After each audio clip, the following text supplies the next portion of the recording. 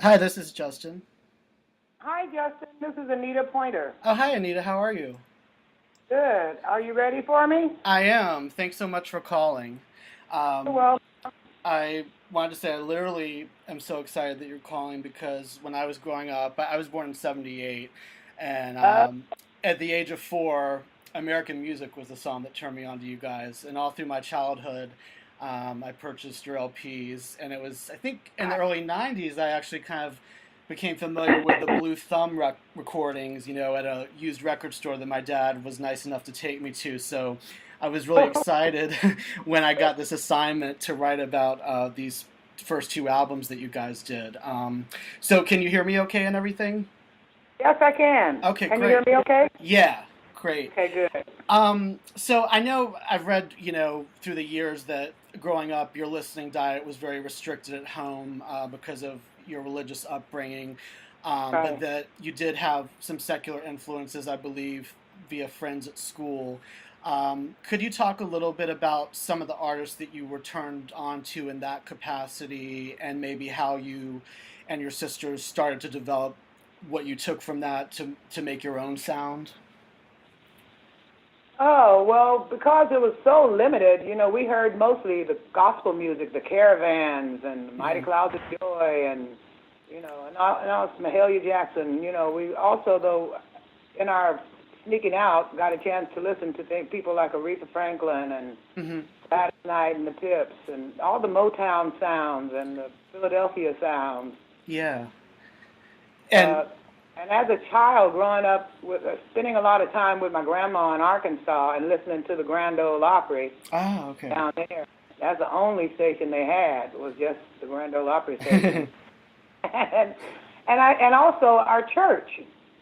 Our church was very country, and it influenced us a lot in the way we wrote songs, the way we sang songs, all that. I really didn't even realize that about you spending time with your grandma in Arkansas. That would explain some of the country aspect, I guess, Um, Now, from what I've read, it was first Bonnie and June that had started on a somewhat professional basis with Pointers a Pair. Is that accurate? Yes, they did. Okay. So what then prompted you to join in on the act? They were singing with Pointers a Pair, but then they joined the Northern California State Youth Choir, which was the choir with uh, Edward Hawkins Hmm. and Betty Watson, and they were singing "Oh Happy Day" with Dorothy Morris, I think her name is. Dorothy Moore? Yeah, they sang "Oh Happy Day." Okay, yeah. Lead singer Wow. on that. But they were in the choir, and I went Wow. over to see them at Fillmore West, and I lost my mind. I swear I was crying and singing along with them and Oh just wishing I wow. was up there on that stage singing with that choir. Uh-huh. So I went right out after that and quit my job and joined the choir.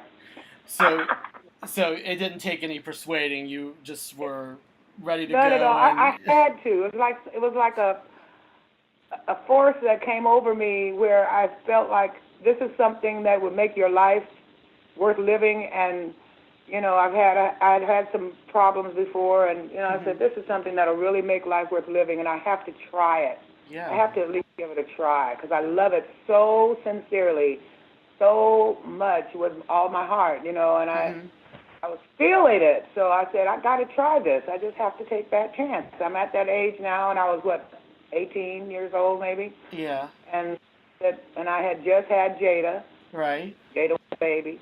Mhm. I was 18, so I was probably more closer to 19 by then. Okay. I And know I turned 21 with the Elvin Bishop group, and that was some years after. okay, right. Yeah. So was getting into the choir, was it a simple process, or did you have to go through the ropes, or was it how did that work? Oh no, because one of our dear friends, Betty Watson, was one of the directors, and Edwin Hawkins, we knew him very well too. They didn't. They were glad to have us. Okay, so they kind of already knew him before that then. Well, I guess they kind of knew we sang in church. Mm, Yeah. okay. And that's interesting when you mentioned that about the church, because I don't know if this is true. I'd read somewhere, I think it was Ruth had said a long time ago that in some church experience that you had, people thought your style was too jazzy, like not just yours, but like the group as a whole. Was that something that was true? That's true. They would get up and walk out. Really? Okay. There was one lady in particular who would do that at church because she wanted to be the boss of the church, actually. Oh, okay. She was the lady with the money. Oh, okay, okay. And she thought our singing was a little too jazzy, and she just couldn't take it. And so when she started singing, she would walk out. Was this before the Edwin Hawkins or after? This was before. Okay, so this is just kind of in your free time when you guys were kind of developing your style. I guess you just had some influences that were jazz oriented and wanting to incorporate some of that. But we used to go to Ephesians, Church of God in Christ, where Billy Preston would be playing. Oh, okay, yeah. Lots of sisters would be singing. Edwin Hawkins, Tremaine Hawkins, all those people that, they were great musicians, and they would be there doing musicals at Ephesians, Church of God in Christ. Wow, okay. And we would go there, and we'd be influenced by their, putting a little bit of tambourine on the song, Okay, yeah, so... I liked that. It made me feel good. I didn't understand why they thought we shouldn't, sing that way. I didn't get it. I'm like, what is wrong with you people? We're still singing about God. Right. Now, at some point, you had an interesting experience. Again, I'm just basing on what I've read.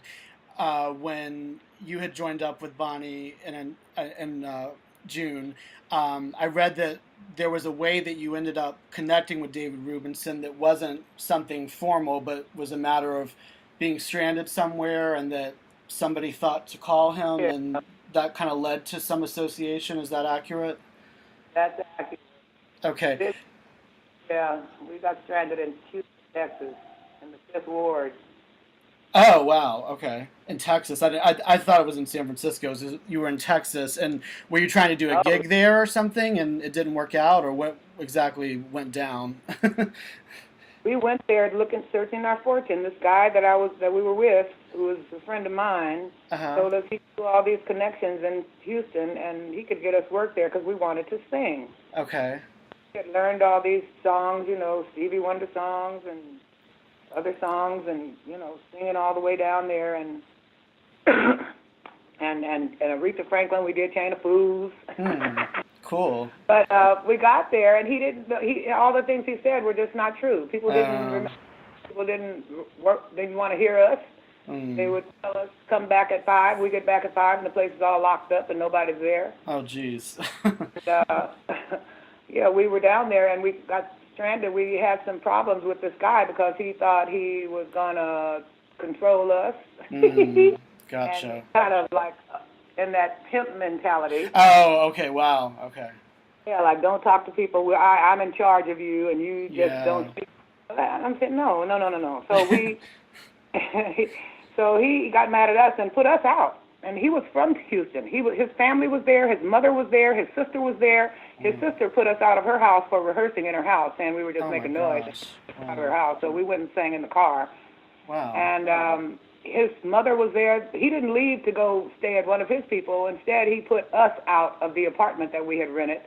And we ended up meeting up with a girl who we had just met the night before at a club at the Greek Cat Nightclub and Lounge. That was the name of the place. Cool. I can't forget. Yeah, I know. The Greek Cat Nightclub and Lounge. We were there that night before, and we met this girl, and she told us to come stay with her, and it was a horrendous place. It was dirty. It was roaches. It was just horrible. Oh my gosh. We called David Rubinson. Bonnie just happened to have David's card in her bag. Oh, wow. We called him. I said, it can't hurt to try. So we called him, and we told him we'd sing for him forever if he'd just get us back home. We were stranded in Houston, and he had heard Bonnie and June sing before. He had never heard or seen me at all. Okay.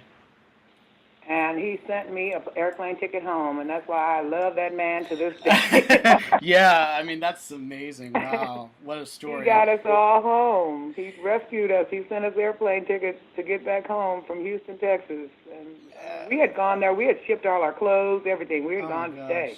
Wow. We didn't know Wow. about Beyonce. We didn't realize she was already there. Oh, yeah. That's an interesting No, she was connection. already in Houston getting ready to explode on the Right, world. right. Yeah, that's a connection for you. That's pretty cool. Um, well, so So we came back to San Francisco and we did our exploding from there and from the West Coast, and it worked for us. So I'm happy. so it's kind of interesting because before you guys officially debuted as the Pointer Sisters, and you had mentioned one before, it seems like I would guess it was through David that you started doing backup work for people like Elvin Bishop Group, Taj Mahal, and Sylvester and the Hot Band. So, do you have any memories of that time of working with those acts? Because that's a pretty eclectic selection of groups. And I was listening earlier to like "I Just Can't Go On," with Elvin Bishop, and then made me Oh my think, goodness, that was one of the first we got with Elvin Bishop when we yeah, got back, and it was really really fun. He was crazy blues man, and we used to get on stage and he would start a blues riff, and he would tell us to make up a song on stage, oh and wow, we had to make up. It was like this. What do those rappers call it when they do that? They just oh freestyling. freestyle rapping. We were freestyle bluesing. Okay, cool. We would get on stage, and you just make up a song about how this man did you wrong and left you singing the blues right there on the stage, Oh and my it was goodness, really so much fun. that's cool. And we traveled with Elvin too around. We went to Chicago and a few other places with him, and it was fun. And Dave Mason, Uh huh. Bonnie had a friend that was in Dave Mason's band, and he was getting ready to go to London for his first performance. He had just got a new contract with Columbia Records or something, Oh and he yeah. was going to do a big show in London. And Uh huh. we went to his rehearsal and convinced him that he needed us. Oh okay, cool. That's Said, "You need us." So we on the spot made up background parts for his songs and sang them along with his band and everybody in rehearsal. And he ended up taking us on the road with him. and We this went was to London. Our first trip to London was with Dave Mason. Dave Mason, and so that experience improvising with Elvin Bishop was very beneficial, I guess, in kind of Oh, making up yeah. things on the spot. Oh, for sure. And then songwriting as well, just. Oh well, yeah, and and I was thinking because there was a song, it was a compilation I think called "Lights Out San Francisco" with a song by Yeah, I know Sylvester. that record. Yeah, It's a called good one. "Why Was I Born?" That and you guys sang live with Sylvester sometimes, right? With Too. Sylvester, oh my God, we had such a great time with Sylvester. He was such a sweetheart. And he would dress us up in his stuff. Oh, He really? had all the sequins and glitter and the hats, gloves, and the tops and all kind of stuff. And he would dress us up in his clothes Wow. to go on stage. And he would take us out. We would go out partying in San Francisco together. We went to the Hookers Ball together. We went to, well, that Hookers Ball was really something big time in San Francisco back in those days. I'm not familiar with that. Was that a club or was it like what So it it's a sounds like? at like a hotel ballroom or something. Oh, okay, gotcha. Okay. All the hoes and the Oh. and pimps came. Wow. All the pimps and the hoes in San Francisco would come to this ball. It was Wow. so funny. That's interesting. But a lot of the transvestites would be there, Uh-huh. the transsexuals, and so we went with Sylvester one year. I just remember us having a really fun time with him. Yeah, you're exposed to a lot of new things via him for sure.